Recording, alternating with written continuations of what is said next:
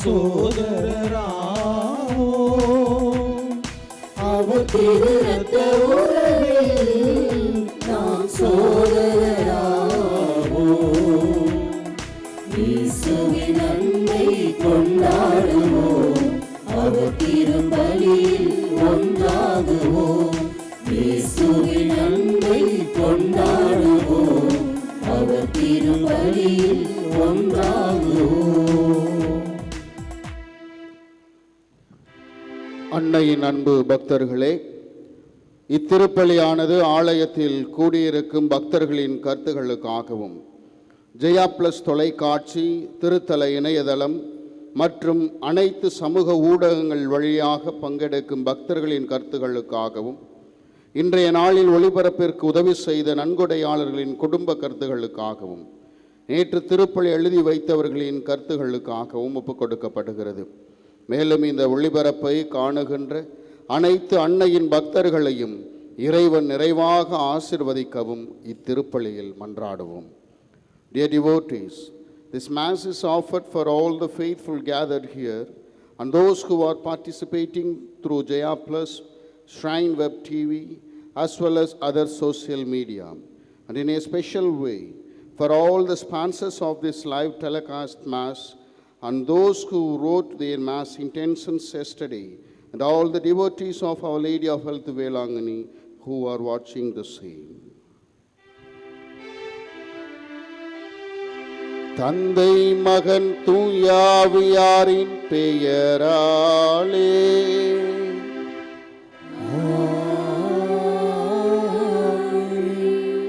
நம் ஆண்டவராகிய இயேசு கிறிஸ்துவின் அருளும் கடவுளின் அன்பும் தூயாவியாரின் நட்புறவும் உங்கள் அனைவரோடும் இருப்பதாக.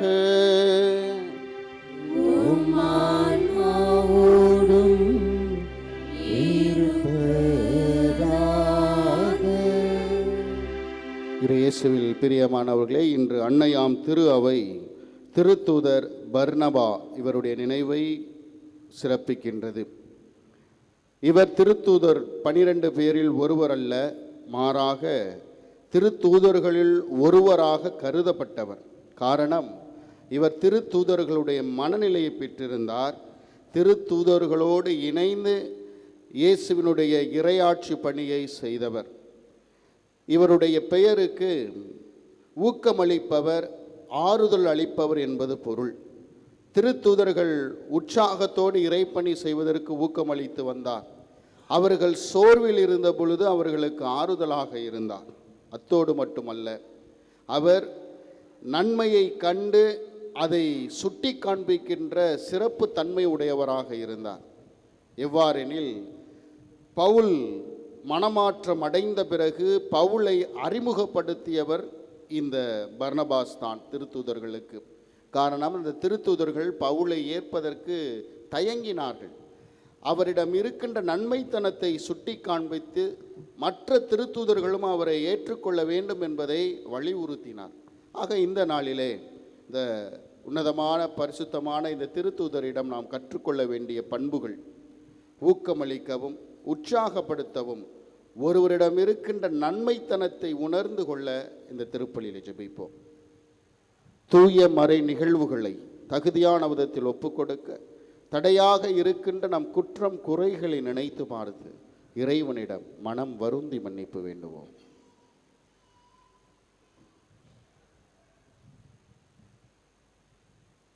எல்லாம் அல்ல இறைவனிடமும் சகோதர சகோதரிகளே, உங்களிடமும் நான் பாவியினை ஏற்றுக்கொள்கின்றேன். ஏனெனில் என் சிந்தனையாலும் சொல்லாலும் செயலாலும் கடமையில் தவறியதாலும் பாவங்கள் பல செய்தேன். என் பாவமே, என் பாவமே, என் பெரும் பாவமே. ஆகையால் எப்பொழுதும் கன்னியான புனித மரியாவையும் வானதூதர் புனிதர் அனைவரையும் சகோதர சகோதரிகளே உங்களையும் நம் இறைவனாகிய ஆண்டவரிடம் எனக்காக வேண்டிக் கொள்ள மன்றாடுகின்றேன். எல்லாம் உள்ள இறைவன் நம் மீது இரக்கம் வைத்து நம் பாவங்களை மன்னித்து முடிவில்லாத பேரின்ப வாழ்வுக்கு அழைத்து செல்வாராக. ஆமென்.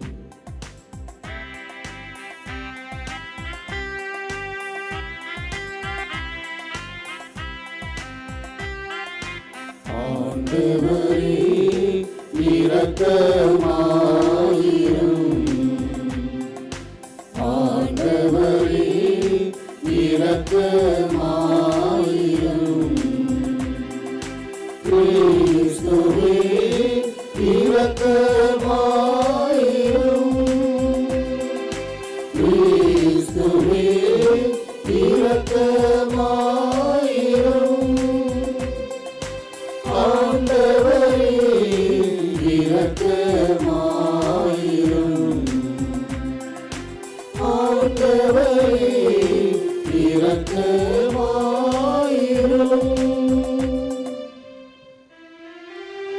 மன்றாடுவோமாக.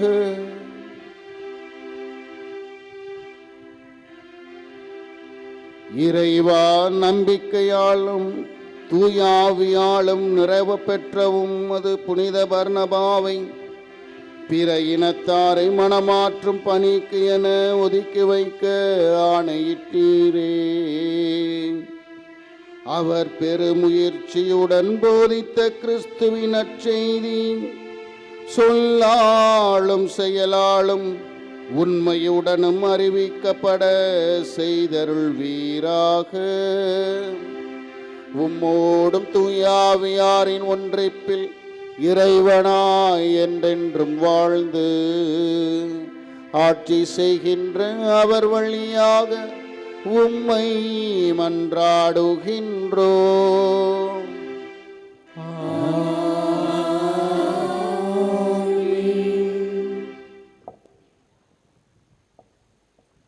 முதல் வாசகம்.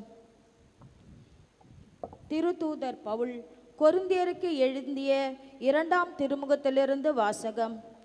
சகோதர சகோதரிகளே, கிறிஸ்துவின் வழியாய் நாங்கள் கடவுள் மேல் வைத்துள்ள உறுதியான நம்பிக்கையில்தான் இவ்வாறு சொல்லுகிறோம். நாங்களே செய்ததாக எதன் மேலும் உரிமை பாராட்டி கொள்ள எங்களுக்கு தகுதி இல்லை.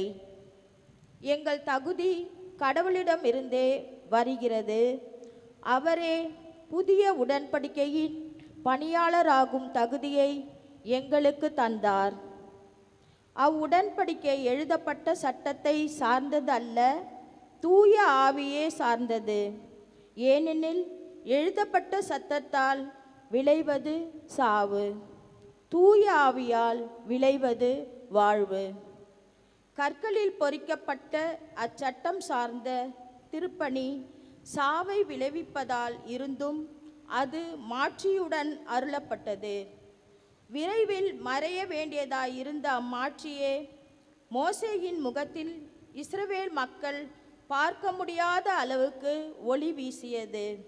அதுவே அப்படி இருந்தது என்றால் தூய ஆவி சார்ந்த திருப்பணி எத்துணை மாட்சி பொருந்தியதாய் இருக்கும். தண்டனை தீர்ப்பு அளிக்கும் திருப்பணியே இத்துணை மாட்சி பொருந்தியதாய் இருந்தது என்றால் விடுதலை தீர்ப்பு அளிக்கும் திருப்பணி எத்துணை மாட்சி நிறைந்ததாய் இருக்கும். அன்றைய மாட்சியை ஒப்புரவற்ற இன்றைய மாட்சியோடு ஒப்பிட்டால் அது மாட்சியே அல்ல. மறைய போவது மாட்சி உடையதாய் இருந்தால் நிலையாக இருப்பது எத்துணை மாட்சி மிகுந்ததாய் இருக்கும். ஆண்டவர் வழங்கும் அருள்வாக்கு. இறைவனுக்கு நன்றி. திருப்பாடல் 99 பதிலுரை பாடல் பல்லவி. கடவுளாகிய ஆண்டவரே போற்றி.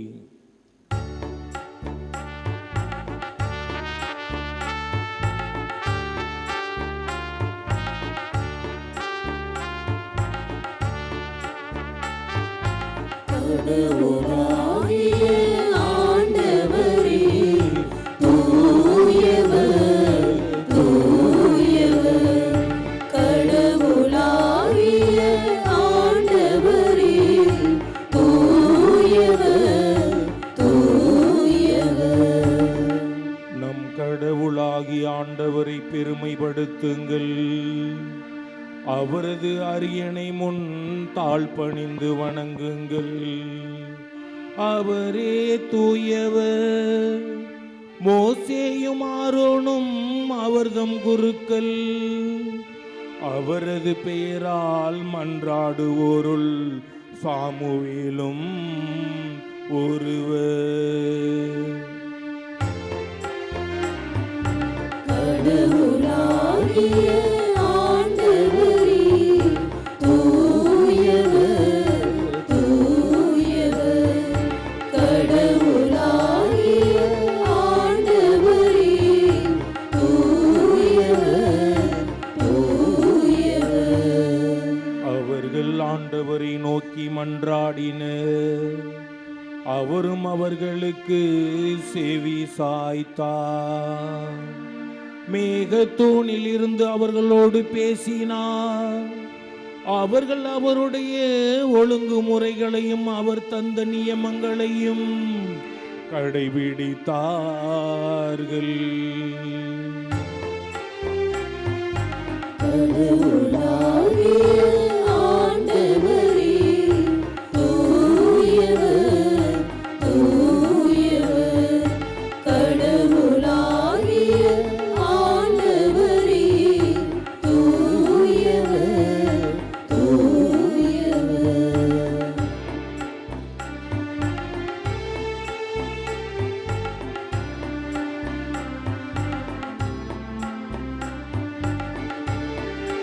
அல்லேலூயா, அல்லேலூயா, அல்லேலூயா. அல்லேலூயா, அல்லேலூயா, அல்லேலூயா.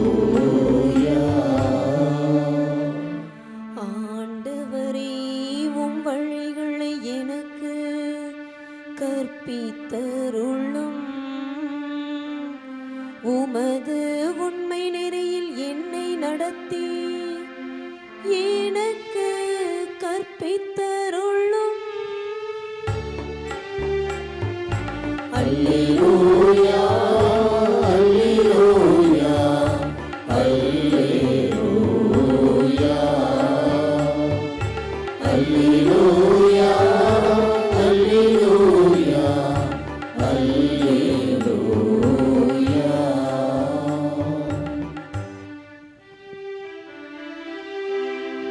ஆண்டவர் உங்களோடு இருப்பாராக. உம் ஆன்மாவோடும் இருப்பாராக. புனித மத்தேயு எழுதிய நற்செய்தியிலிருந்து வாசகம்.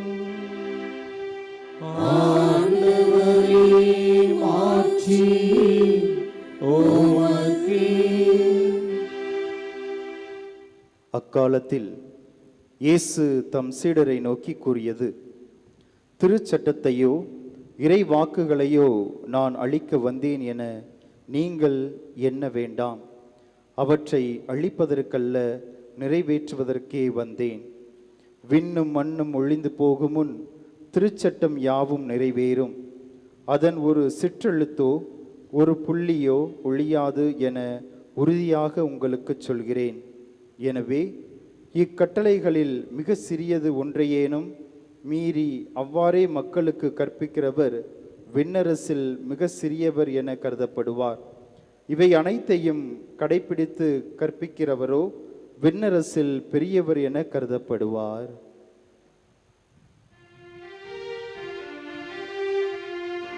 ஆண்டவரின் அருள்வாக்கு. கிறிஸ்துவே, உமக்கு புகழ்.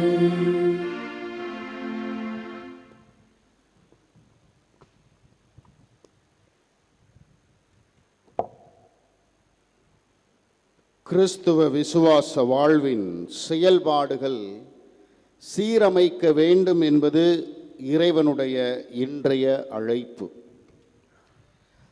நான் கிறிஸ்து இயேசுவை விசுவசிக்கிறேன் என்பதை விட கிறிஸ்துவாக வாழ்கிறேன் என்பதில்தான் இயேசு பெருமை கொள்கிறார். கிறிஸ்துவாக வாழ்வது எப்படி என்ற கேள்வி நம் உள்ளத்தில் எழலாம். அந்த கேள்விக்கான விடைகளை இறைவன் இந்த நாளிலே நமக்கு தருகிறார். திருச்சட்டத்தை கடைபிடித்தால் கிறிஸ்துவாக வாழ முடியும். மிக எளிமையான ஒன்றா இது என்று நாம் யோசித்தோம் என்றால், இயேசு எளிமையானது என்று நமக்கு சொல்லி தருகிறார். முதலில் திருச்சட்டம் என்றால் என்ன? பழைய ஏற்பாட்டில் திருச்சட்டம் என்பது பழைய ஏற்பாட்டினுடைய முதல் 5 புத்தகங்களை குறித்தது. அதை தோரா என்று அவர்கள் அழைப்பார்கள். முதல் 5 புத்தகம் தொடக்க நூல், விடுதலை பயணம், லேவியர், இணைச்சட்டம், எண்ணாகமம். இந்த 5 புத்தகங்களை அவர்கள் திருச்சட்டம் என்று, தோரா என்று அழைத்தார்கள். இயேசுவினுடைய காலத்தில் திருச்சட்டம் என்பது இந்த பழைய ஏற்பாட்டில் உள்ள அனைத்து புத்தகங்களையும் திருச்சட்டமாக கருதப்பட்டார். இயேசு இந்த பழைய ஏற்பாட்டினுடைய முழுமையாக, நிறைவாக இயேசு இருக்கின்றார். அதை தான் இன்றைய நற்செய்தியினுடைய தொடக்கத்திலேயே திருச்சட்டத்தை அழிக்கவோ அதை நான் முழுமையாக நிறைவேற்ற வந்தேன் என்று சொல்லுகிறார். அதனுடைய நிறைவாக இயேசு இருக்கிறார், திருச்சட்டத்தினுடைய நிறைவாக. இயேசு எப்படி இந்த திருச்சட்டத்தை நிறைவேற்றினார்? 3 வழிகளை அவர் நமக்கு சொல்லித் தருகிறார். முதலாவதாக, கீழ்ப்படிதன் வழியாக இயேசு திருச்சட்டத்தின் முழுமையாக, நிறைவாக இருக்கின்றார். இயேசு திருச்சட்டத்தை கீழ்ப்படியின் வழியாக கற்றுக் கொடுக்கின்றார் நமக்கு.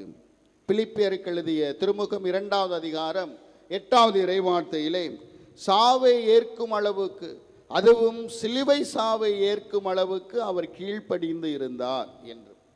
கீழ்ப்படிதல் என்பது அடிமையின் தன்மை அல்ல, தாழ்த்தப்பட்டவர்களுடைய செயல்பாடுகள் அல்ல. மாறாக கீழ்ப்படிதல் என்பது புண்ணியம்.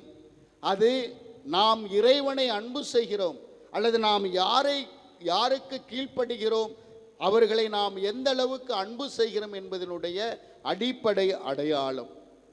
அது மட்டுமல்ல, யோவான் நற்செய்தி 8வது அதிகாரம் 29வது இறைவார்த்தையிலே, தந்தை என்னோடு இருக்கிறார், அவர் என்னை தனியே விட்டு விடுவதில்லை, நானும் அவருக்கு உகந்ததையே செய்து வருகிறேன் என்று இயேசு சொல்லுகிறார். ஆக கடவுள் நம்மோடு இருக்கிறார் அல்லது நாம் ஒருவரோடு இணைந்து இருக்கிறோம், அவர்களுடைய மனதை புரிந்திருக்கின்றோம் என்பதை இந்த கீழ்ப்படிதன் வழியாக நாம் உணர்த்த முடியும்.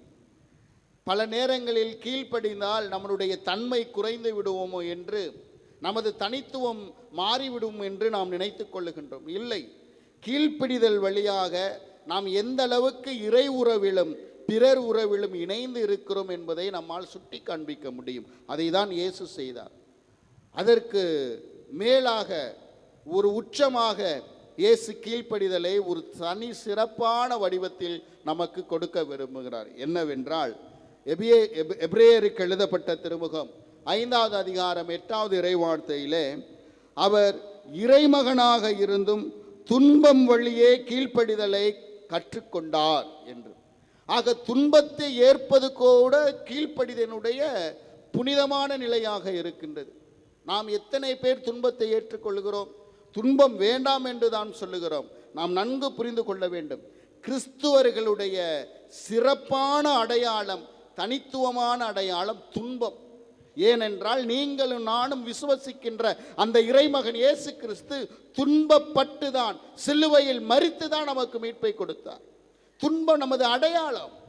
அந்த துன்பத்தை தாங்கக்கூடிய வலிமையும், துன்பத்தை சந்திக்க கொள்கின்ற வழியையும், துன்பத்தை எதிர்கொள்கின்ற ஆற்றலையும் இறைவன் நமக்கு தருகிறார்.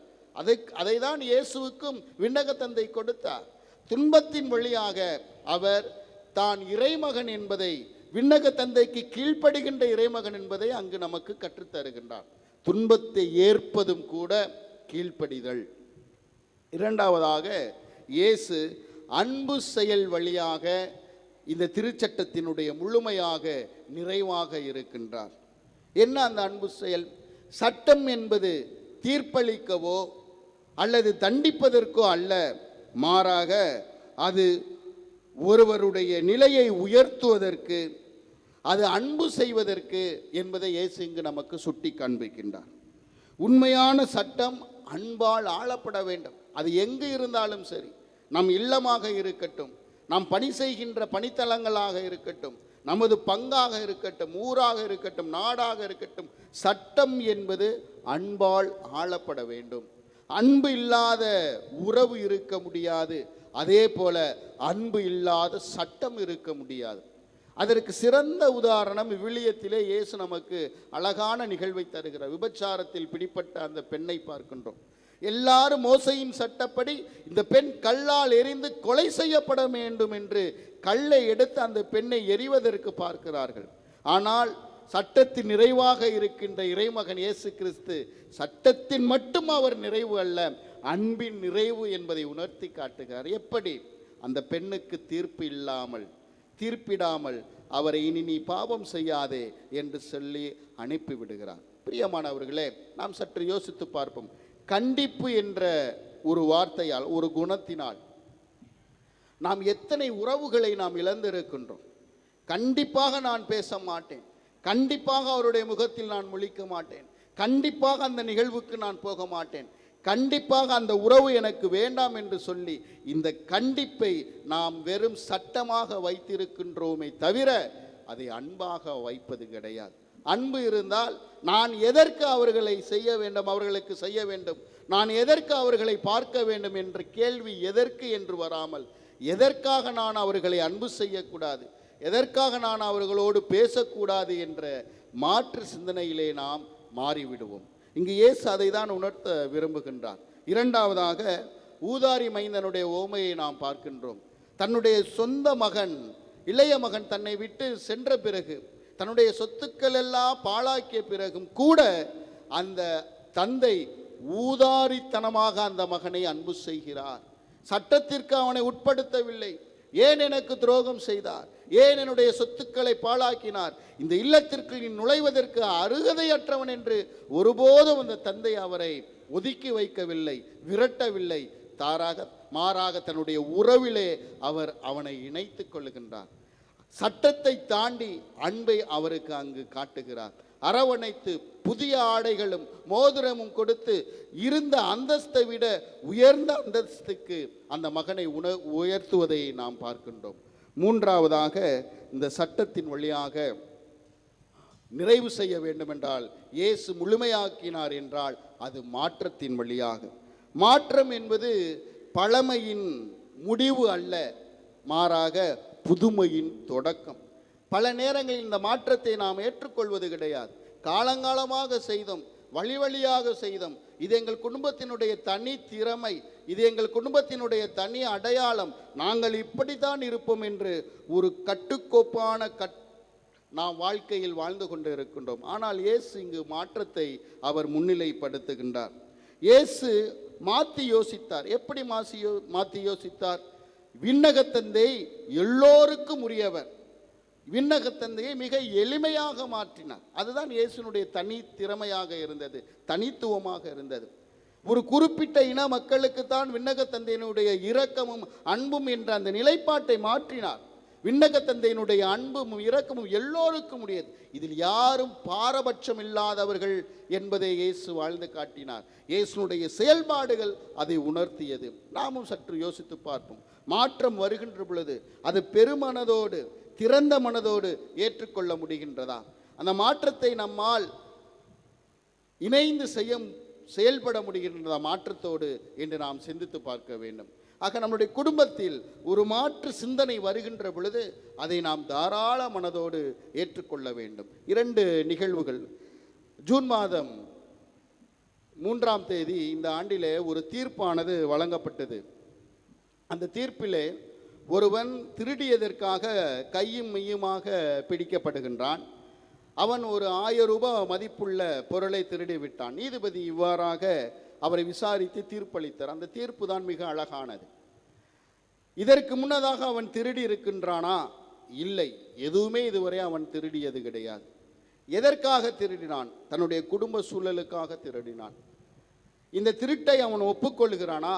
மனமுவந்து ஒப்புக்கொள்கின்றான், மன வருத்தத்தோடு ஒப்புக்கொள்கின்றான், மாற நினைக்கிறான் என்று சொல்லுகிறார்கள். நீதிபதி இவ்வாறாக அவருக்கு தீர்ப்பளிக்கிறார். இந்த தண்டனைக்கு தீர்ப்பு 1 வருட காலம் சிறையில் அடைக்கப்பட வேண்டும். ஆனால் இவர் 6 மாதம்தான் அடைக்கப்படுவார். மற்ற 6 மாதம், மீதி உள்ள 6 மாதங்கள் அவர் சமூக சேவை செய்ய வேண்டும். இந்த திருட்டால் பிடிபட்டவர்களுக்கு இந்த திருட்டு எண்ணத்திலிருந்து எப்படி வெளியே வர வேண்டும் என்பதற்கான வகுப்புகளை இவர் எடுக்க வேண்டும். அதோடு மட்டுமல்லாமல் இவரால் முடிந்த நல்ல காரியங்களை சிறைசாலைக்குள்ளேயே செய்ய வேண்டும் என்று தீர்ப்பளித்து விடுகிறார். இதுதான் இரக்க தீர்ப்பு. பிரியமானவர்களே, நான் உதவி தந்தையாக இருந்த பொழுது ஒரு பங்கிற்கு பணி செய்வதற்காக சென்றது. அந்த பங்கிலே ஒரு இளைஞன் மிக துடிப்புள்ளவனாக, பொறுப்புள்ளவனாக, செய்கின்ற செயலில் நேர்த்தியாக முன்வந்து செய்யக்கூடிய தனித்துவம் வாய்ந்த ஒரு இளைஞனாக இருந்தார். மிக மகிழ்ச்சியாக இருந்தார். ஒரு நாள் அவர் அவனுடைய குடும்பத்தாரோடு வந்து சந்தித்தார். அப்பொழுது அவனுடைய நடவடிக்கையிலே மாற்றத்தை நான் கண்டேன். ஏன் இவன் பங்கில் மற்ற இளைஞர்களோடு இருக்கின்ற பொழுது பங்கு பணிகளிலே மிக சிறந்தவனாக இருக்கிறான், துடிப்புள்ளவனாக இருக்கிறான், குடும்பத்தோடு இருக்கின்றவரை ஏன் இவ்வளவு மௌனமாகவும் ஒரு மாற்று சிந்தனையை சிந்திப்பவனாக இருக்கிறானே என்று யோசித்து கொண்டிருந்த பொழுது அவருடைய தந்தை அவராகவே சொல்ல முன்வந்தார். ஃபாதர், இந்த பையன் எப்போ பார்த்தாலும் சொல்கிற பேச்சையே கேட்க மாட்டான். நான் என்ன சொன்னாலும் அதுக்கு எதிராக தான் செய்கிறான். என்னை மதிக்க மாட்டான். இவனுக்காக தான் எல்லாம் செய்கிறான். அதை புரிஞ்சு கொள்ள மாட்டான். பொறுப்பு இல்லாமல் இருக்கிறான். எந்தவித குடும்பத்தினுடைய செயல்பாடுகளுக்கும் அவன் தலையிடுறதே கிடையாது. இவனை ஏன் தான் பெத்தோன்னு நினைக்கிறேன் ஃபாதர் அப்படின்னு சொல்லி ரொம்ப வருத்தத்தோடு அவர் சொன்னார். அவர் சென்ற பிறகு அந்த மகனை கூப்பிட்டேன். என்னடா தம்பி, உங்கள் அப்பா உன்னை இப்படி சொல்கிறாரு, அதனால் ஏற்றுக்கொள்ளவே முடியலையே. ஃபாதர், நான் என்ன ஃபாதர் பண்ணுவேன்? நான் சொல்கிறத காது கொடுத்து கேட்க மாட்டுறாரு ஃபாதர். நான் என்ன செஞ்சாலும் எங்கள் அப்பாவுக்கு தப்பு தான் ஃபாதர். நான் என்ன சொன்னாலும் எங்கள் அப்பாவுக்கு தப்பு தான் ஃபாதர். நான் என்ன ஃபாதர் பண்ணுவேன்? நான் என்ன பண்ணுவேன்? என்னால் வீட்டில் இருக்க முடியல ஃபாதர். என்னை வீட்டில் இருக்கிறதுக்கு எனக்கு பிடிக்கலை ஃபாதர். அதனால தான் நான் அதிக நேரம் பங்கு ஆலயத்தில் பங்கு பணிகளில் நான் என்னை ஈடுபடுத்தி கொள்ளுகிறேன் என்று சொல்லுகிறேன். வீட்டுக்கு வந்தாவே எனக்கு பயமாக இருக்குது ஃபாதர் என்று சொல்லுகிறேன். ஒரு இளைஞன், யோசித்து பாருங்கள். குடும்பத்தில் உள்ள உறவு, சட்டம் என்பதால், கண்டிப்பு என்பதால் எத்தனை உறவுகளை நாம் இழக்கின்றோம். அதே நேரத்தில் கீழ்ப்படிதலும் வேண்டும், அன்பும் வேண்டும். இந்த இரண்டும் இருந்தால்தான் நமது உறவுகள் வளமையான உறவுகளாகும். இயேசு எப்படி திருச்சட்டத்தை எளிமையாக்கி விண்ணக தந்தையினுடைய அன்பையும் இரக்கத்தையும் தன்னுடைய செயல்பாட்டால் நற்செயல்களால் போதித்தாரோ அதே போல நம்மாலும் செய்ய முடியும். பிரியமானவர்களே, இந்த நாளிலே நாம் இறைவனுக்கு நன்றி செலுத்துவோம். இறைவன் திருச்சட்டம் என்ற ஒரு சட்டத்தின் வழியாக இறைவன் விண்ணக தந்தை எப்படி எளிமையாக்கினாரோ அதே போல நம்முடைய கண்டிப்பு அல்லது சட்டம் என்ற இந்த இரண்டிலே இறைவனை எளிமையாக்கி கொடுப்போம். இறைவனுடைய அன்பையும் இரக்கத்தையும் மற்றவர்களுக்கு எளிமையாக்கி கொடுப்போம் என்ற ஒரு சீரிய சிந்தனையில் இந்த நாளிலே இறைவனுக்கு நாளை படைத்து நன்றி உணர்வோடு இந்த திருப்பலியிலே பங்கு கொள்வோம். இறுதியாக எபேசியருக்கு எழுதிய திருமுகத்திலே மிக அழகாக பவுலடியார் சொல்லுகிறார். 1வது அதிகாரம் 10வது இறை வார்த்தையிலே, நாம் கடவுளின் கை வேலைப்பாடுகள் நற்செயல்கள் புரிவதற்கென்றே கிறிஸ்து இயேசு வழியாய் படைக்கப்படுகிறோம். நற்செயல்கள் புரிவதற்கே கிறிஸ்து இயேசு வழியாக படைக்கப்பட்டிருக்கின்றோம். கிறிஸ்து இயேசு திருச்சட்டத்தின் முழுமையாக இருந்து நற்செயல்கள் வழியாக அந்த சட்டம் என்ன என்பதை மக்களுக்கு உணர்த்தினார். நாமும் கிறிஸ்து இயேசுவால் படைக்கப்பட்டவர்கள் என்பதை உணர்ந்து நற்செயல்கள் வழியாக இறைவனுடைய அன்பையும் இரக்கத்தையும் குடும்பங்களில், உறவுகளில், நாம் வேலை செய்கின்ற பணித்தலங்களில் வாழ்ந்து காட்டுவோம். நல்லாயன் இறைமகன் இயேசு கிறிஸ்து என்றென்றும் வாழ்த்து பெறுவாராக.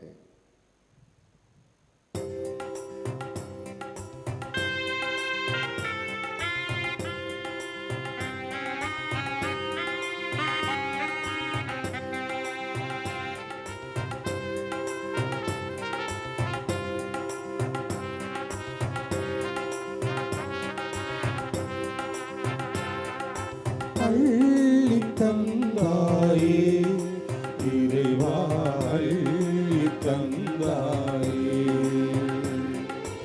அள்ளி தந்தாயே இறைவா, அள்ளி தந்தாயே. நலமும் நட்பும் உறவும் தந்தாய், உணவும் உடையும் உயிரும் தந்தாய்.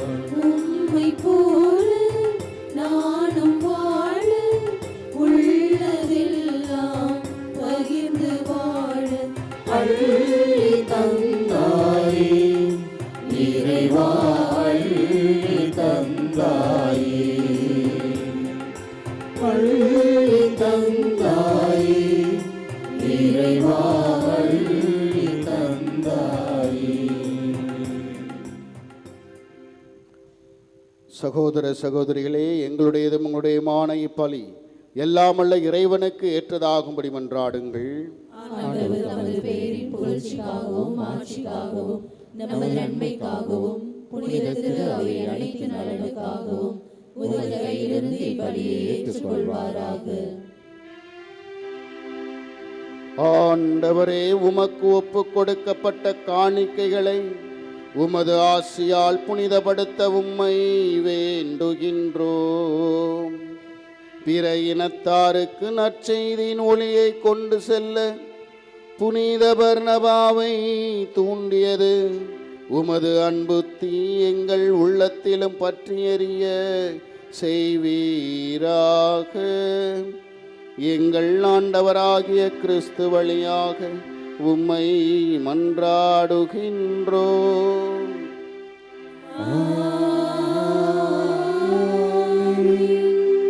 ஆண்டவர் உங்களோடு இருப்பாராக.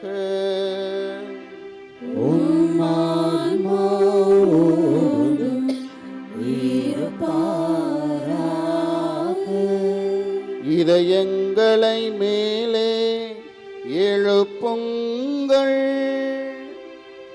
ஆண்டவரிடம் எழுப்பியுள்ளோம். நம் இறைவனாகிய ஆண்டவருக்கு நன்றி கூறுவோம். அது தகுதியும் நீதியுமானது. ஆண்டவரே, தூயவரான தந்தையே,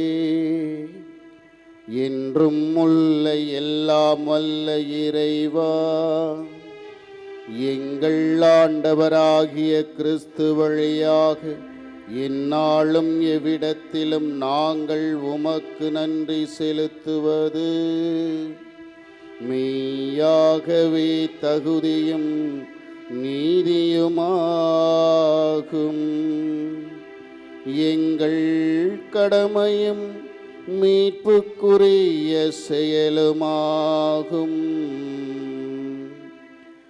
ஏனென்றால் உமது திரு அவை உம்முடைய புனிதத்தின் அடையாளமாக என்றும் இம்மன்னகத்தில் விளங்கவும் மக்கள் அனைவருக்கும் விண்ணக படிப்பினைகளை வழங்கவும் அது திருத்தூதர்களை அடித்தளமாக கொண்டு நிலை நிறுத்தவும் செய்தருளினீ. ஆகவே நாங்கள் இன்றும் என்றென்றும் வானகத் தூதர்களின் அணிகள் அனைத்தோடும் சேர்ந்து இதயப்பற்றுதலோடு உமது புகழை பாடி குரல் எழுப்பி பாடுவதாவது: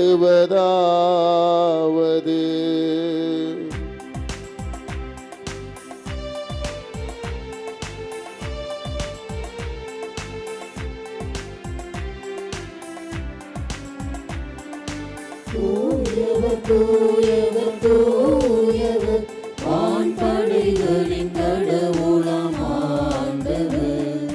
விண்ணகமும் மன்னகமும் உமது மாட்சியால் நிறைந்துள்ளன. உன்னதங்களிலே ஓசன்னா, உன்னதங்களிலே ஓசன்னா. ஆண்டவர் பேரால் வருகிறவர் ஆசீர் பெற்றவர். உன்னதங்களிலே ஓசன்னா, உன்னதங்களிலே ஓசன்னா. ஆண்டவரே, நீர் மெய்யாகவே தூயவர், தூய்மை அனைத்திற்கும் ஊற்று. ஆகவே உம்முடைய ஆவியை பொழிந்து இக்காணிக்கைகளை புனிதப்படுத்தி அருளும் வேண்டுகின்றோம். இவ்வாறு எங்கள் ஆண்டவர் இயேசு கிறிஸ்துவின் திரு உடலும் திரு இரத்தமுமாக எங்களுக்கு இவை மாறுவனவாகும். அவர் பாடுபட உளம் கனிந்து தம்மை கையளித்த போது அப்பத்தை எடுத்து நன்றி செலுத்தி அதை பிட்டு தம் சீடர்களுக்கு அழைத்து அவர் கூறியதாவது: அனைவரும் இதிலிருந்து பெற்று உண்ணுங்கள், ஏனெனில் இது உங்களுக்காக கையளிக்கப்படும் என் உடல்.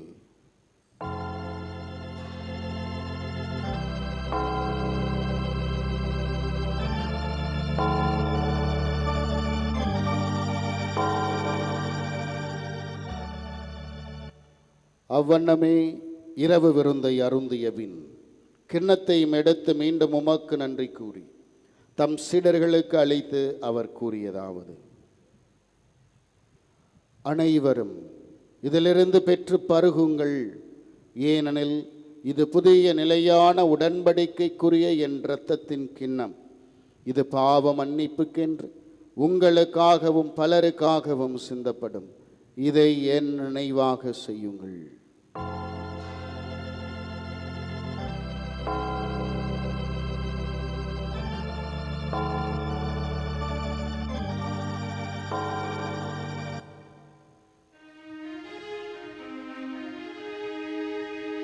நம்பிக்கையின் மறைபொருள்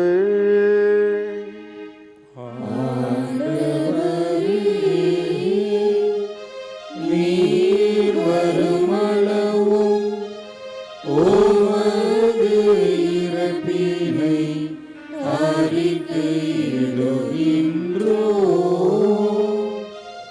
உமது உயிர்ப்பினையும்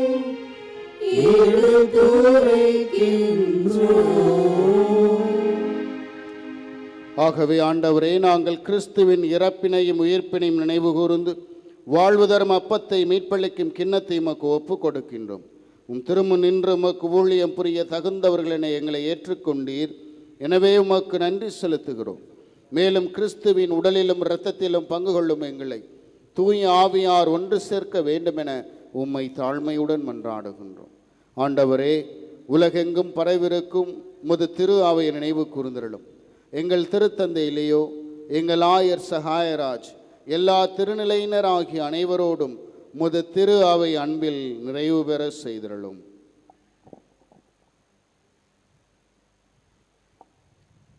மேலும் உயிர்த்தெழும் எதிர்நோக்குடன் துயில் கொள்ளும் எங்கள் சகோதர சகோதரிகளையும் இறந்தோர் அனைவரையும் இரக்கத்துடன் நினைவு கூர்ந்து உமது திருமுக ஒளியினுள் ஏற்றருளும். எங்கள் அனைவர் மீதும் இரக்கமாயிரும்.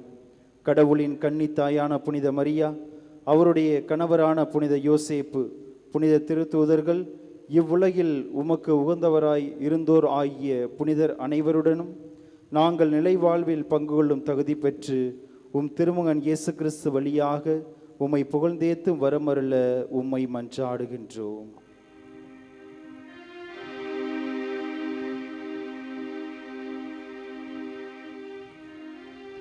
இவர் வழியாக இவரோடு இவரில் எல்லாம் வல்ல இறைவனாகிய தந்தையே, தூய ஆவியாரின் ஒன்றிப்பில் எல்லா புகழும் மாட்சியும் என்றென்றும் உமக்கு உரியதே.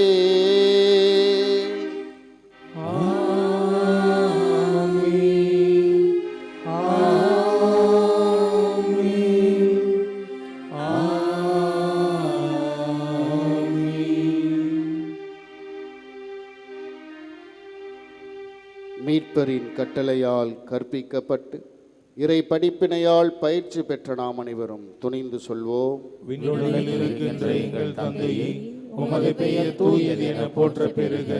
உமது ஆட்சி வருக. உமது திருவுளம் விண்ணுலகில் நிறைவேறுவது போல மண்ணுலகிலும் நிறைவேறுக. எங்கள் அன்றாட உணவை இன்று எங்களுக்கு தாரும். எங்களுக்கு எதிராக குற்றம் செய்வோரை நாங்கள் மன்னிப்பது போல எங்கள் குற்றங்களை மன்னியும். எங்களை சோதனைக்கு உட்படுத்தாதேயும், தீமையிலிருந்து எங்களை விடுவித்தருளும். ஆண்டவரே, தீமை அனைத்திலுமிருந்து எங்களை விடுவித்து எங்கள் வாழ்நாளில் அமைதியை கனிவுடன் அருள உம்மை மன்றாடுகின்றோம். உமது இரக்கத்தின் உதவியால் நாங்கள் பாவத்திலிருந்து எப்போதும் விடுதலை பெற்று யாதொரு கலக்கமுமின்றி நலமாயிருப்போமாக. நாங்கள் எதிர்நோக்கி இருக்கும் பேரின்பத்திற்காகவும் என் மீட்பராகிய இயேசு கிறிஸ்துவின் வருகைக்காகவும் காத்திருக்கின்றோம். ஆண்டவரே இயேசு கிறிஸ்துவே, அமைதியை உங்களுக்கு விட்டு செல்லுகிறேன், என் அமைதியை உங்களுக்கு தருகிறேன் என்றும் திருத்தூதர்களுக்கு மொழிந்தீரே. எங்கள் பாவங்களை பாராமல் முது திரு அவை நம்பிக்கையை கண்ணோக்கி முது திரு உளத்திற்கு ஏற்ப அதற்கு அமைதி ஒற்றுமை மருள்வீராக. என்றென்றும் வாழ்ந்து ஆட்சி செய்கின்றவர் நீரே. ஆண்டவருடைய அமைதி உங்களோடு என்றும் இருப்பதாக,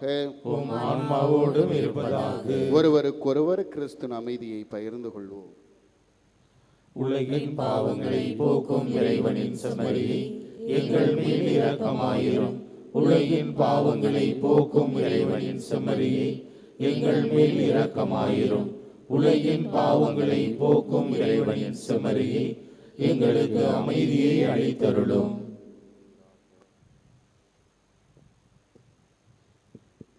இதோ இறைவனின் செம்மறி, இவரே உலகின் பாவங்களை போக்குன்ற இறைவன்.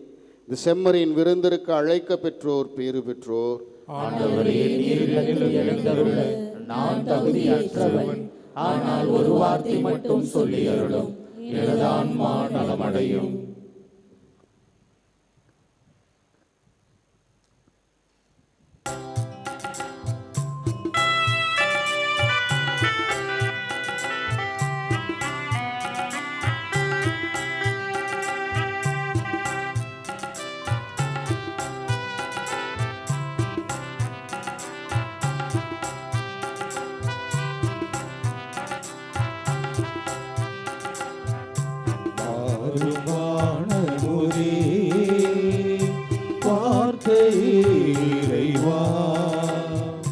வாழும் உறவே வாழ்வின் வழி, வாசல் வருவாய் வசந்தமே.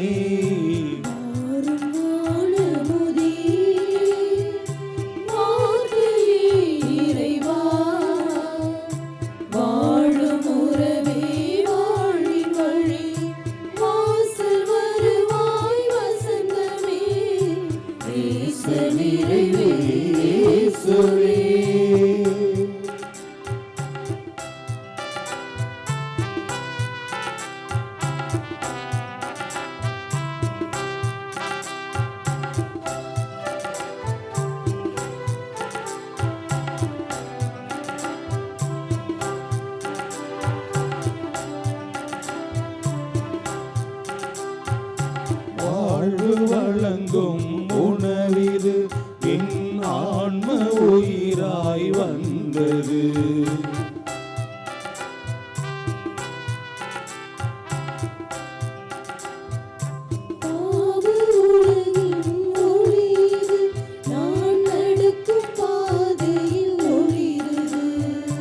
திராட்சை கொடியாய் பூவியில் படர்ந்த உறவிது, திராட்சை கொடியாய் பூவியில் படர்ந்த உறவிது. என்னை கிளையுமாக தந்தை அன்பில் இணைத்தது. ஆறுமான மொழி வார்த்தை இறைவா, வாழும் உறவே வாழ்வின் வழி, வாசல் வருவாய் வசந்தமே. நேச நிறைவே இயேசுவே, இயேசுவே, இயேசுவே. மன்றாடுவோமாக. ஆண்டவரை, நிலை வாழ்வின் பிணையான இத்திரு உணவை உட்கொண்ட நாங்கள் உம்மை பணிந்து வேண்டுகின்றோம். அதனால் திருத்தூதரான புனித பர்னபாவின் நினைவாக நாங்கள் அடையாள முறையில் கொண்டாடிய இம்மறை நிகழ்வுகளை தெளிவாக கண்டு உணரும் பேறு பெற அருள் புரிவீராக. எங்கள் ஆண்டவராகிய கிறிஸ்து வழியாக உம்மை மன்றாடுகின்றோம்.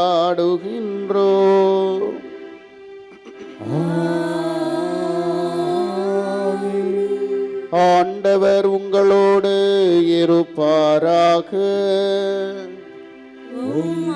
ஆன்மாவோடும் இருப்பாராக. புனித ஆரோக்கிய அன்னையின் ஆசீர் பெற மன்றாடுவோம்.